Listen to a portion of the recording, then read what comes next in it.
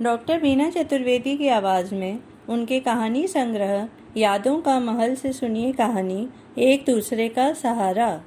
इस कहानी की नायिका विभा के पति की एक एक्सीडेंट में हुई मौत के बाद उसके जेठ ने जीवन बीमा से मिले पैसे को अपने कब्जे में कर लिया। तब परेशान होकर विभा ने अपने पति के कारोबार को संभाल लिया। इससे जेठ ने रुष्ट होकर विभा से सारे संबंध तोड़ लिए।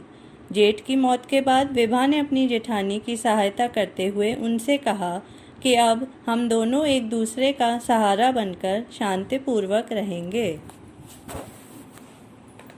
सुनिए कहानी एक दूसरे का सहारा। विभा याद कर रही थी कि पति की अचानक एक एक्सीडेंट में हुई मौत ने विभा को झकझोर डाला था। पति की मौत के बाद उसके जेठ ने उसे सहारा दिया था। इनका संयुक्त परिवार था। दोनों भाई और उनकी पत्नियां माता पिता के साथ एक ही घर में रहते थे। विभा के ससुर ने बड़ा घर बनवाया था। उनका कहना था कि सब एक साथ ही इस घर में रहेंगे।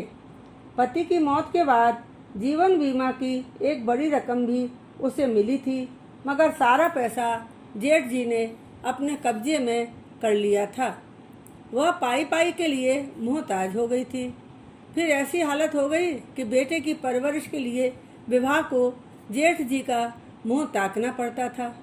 बेटा आशीष बड़ा हो गया था। उसकी पढ़ाई के खर्चों के लिए जेठ जी के समक्ष बार बार हाथ फैलाना उसे अच्छा नहीं लगता था। वह अंदर ही अंदर घुटती रहती थी।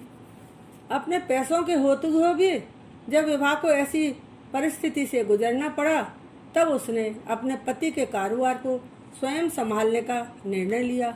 उसने बहुत हिम्मत के साथ एक दिन यह फैसला सबको सुना दिया। यह सुनते ही घर के अंदर कोहराम मच गया। विभा के पति का कपड़ों का व्यापार था। कपड़ों के व्यापार के बारे में उसके पति उसे बताते रहते थे कि किस तरह से लेन देन होता है। विभा ने जब यह बात सबके सामने कही थी, तब उसके सास ससुर की स्वीकृति का सीधा संकेत तो उसे नहीं मिला था, मगर उनके तटस्थ भाव से विभा समझ गई थी कि वे दोनों उसके निर्णय से संतुष्ट थे। जेठ जी के डर के कारण खुलकर कुछ बोल नहीं पा रहे थे।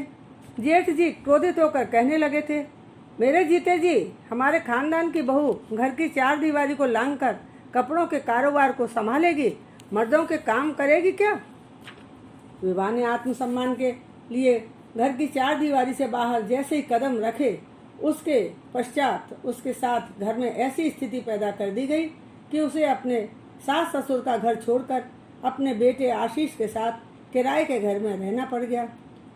विपरीत परिस्थितियों में हिम्मत करके उसने जो निर्णय लिया था, उसका परिणाम अच्छा ही निकला। अब विभा आर्थिक रूप से आत्मनिर्भर हो गई थी। अपने छोटे बड़े निर्णय लेने के लिए पूर्ण स्वतंत्र थी। अब किसी का मुंह नहीं ताकना पड़ता था। समय का पहिया अपनी गति से घूम रहा था। आशीष ने राष्ट्रीय स्तर के एक संस्थान से MBA की डिग्री ले ली थी और उसकी नौकरी एक प्रतिष्ठित बहुराष्ट्रीय कंपनी में लग गई थी। आशीष को अपनी माँ से दूर रहना पड़ रहा था। उसका कहना था कि माँ, आपने बहुत काम कर लिया, अब आपको काम करने की आवश्यकता नहीं है, अतः इस कारोबार को बंद कर दीजिए।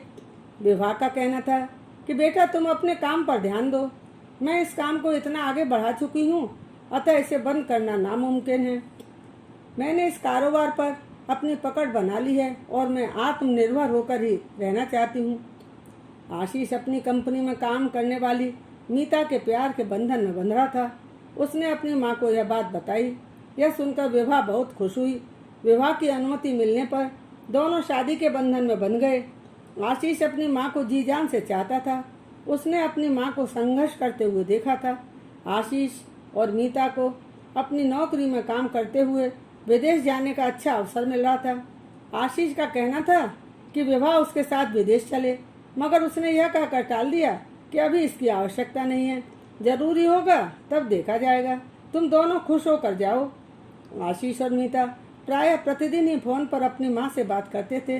दोनों का हमेशा यही आग्रह रहता था कि विवाह अपना कारोबार बंद करके उन लोगों के साथ ही रहे। आशीष और मीता दोनों ही अपने वाक चातुर्य से विवाह को इतना सम्मान देते थे, उसे कभी महसूस ही नहीं होता था कि वह अकेली है। वह अपने कारोबार में इतना व्यस्त रहती थी कि उसे कभी अनुभव ही नहीं होता था कि कब दिन से रात हो जाती थी।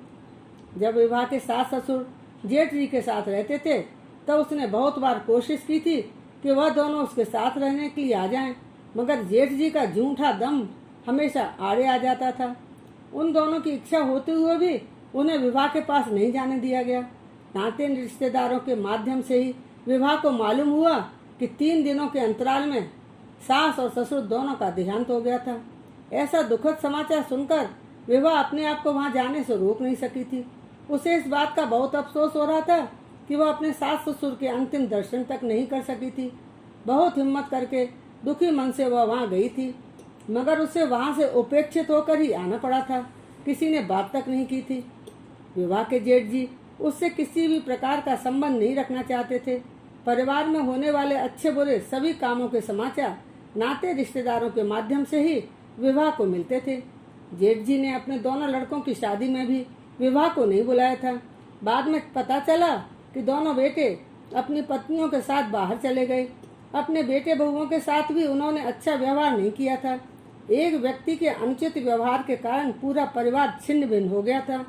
एक दिन अचानक विवाह को पता चला कि जेठ जी नहीं रहे। यह सुनकर विवाह को बहुत धक्का लगा। उसने तुरंत ही बैंक से कैश निकाला और जेठानी के सहायतार्थ उनके पास पहुंच गई। दरवाजे पर नाते रिश्तेदारों की भीड़ लगी हुई थी। बेटे बहुओं का इंतजार किया जा रहा था। जेठानी जी जेठ जी की लाश के पास गर्दन नीचे किए हुए गुमसुम बैठी हुई थी। विवाह ने उनके पास पहुंचकर उन्हें अपने सीने से लगा लिया था। विवाह को देखकर वह फूट फूट कर रोने लगी थी। विवाह की आंखों से समक्ष वही दृश्य घूम रहा था जब अचानक एक्सीडेंट में उसके पति की मृत्यु हुई थी। एक महिला के लिए इससे बड़ा कोई दुख नहीं हो सकता। विवाह उनको सांत्वना दिलाते हुए स्वयं भी बहुत दुखी हो रही थी। वह घर उनके सास ससुर का बनवाया हुआ था। विवाह 12 दिनों तक वहीं रही थी। बेटे बहू में 12 दिनों तक के सभी कार्य पूरे करने के बाद माँ को अकेला छोड़कर चले गए थे। जेठ जी के तेज स्वभाव के कारण बेटों का अपनी माँ के प्रति भी कुछ लगाव नहीं था। विवाह ने अपनी जेठानी से कहा, जी आप अकेली कैसे रह सकेंगी, हमारे साथ चलिए। मगर उन्होंने मना कर दिया। समय मिलने पर विवाह उनसे मिलने के लिए उनके पास जाती रहती थी।